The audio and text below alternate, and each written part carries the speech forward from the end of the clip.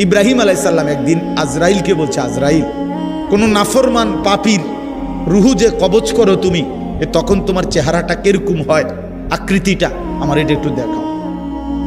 হযরত ইব্রাহিম আলাইহিস সালামকে আজরাইল বলছে, আল্লাহর কসম হে নবী, আপনি সহ্য করতে পারতেন না, আপনি এটা দেখতে চাইেন না। ইব্রাহিম আলাইহিস সালাম বললেন, না, আমার একটু হলেও দেখাও। তো আজরাইল এই বিভৎস আকৃতি, মানে নাফরমানের জান কবজ করার সময় উনার যে চেহারার আকৃতি হয়, এই চেহারাটা ধরে ইব্রাহিম আলাইহিস সালামকে দেখাইলেন। বিশ্বাস করেন, এই কিতাবে আছে, ইমাম কুরতুবীর কিতাব। ইব্রাহিম আলাইহিস সালাম একটা চিৎকার মাইরা বেহুশ হয়ে গেছে। হুঁশ আসার পরে ইব্রাহিম আলাইহিস সালাম বললেন, আল্লাহর কসম, আয় আল্লাহ, মালিক আপনার কসম, কবরের আযাব, জাহান্নামের আযাব কোনো নাফরমানের জন্য কিছুই লাগবে না, শুধু আজরাইলের এই ভয়ানক দৃশ্য জান কবজের সময় একবার দেখলেই তার সারা জিন্দেগীর নাফরমানির শাস্তির জন্য এটাই যথেষ্ট।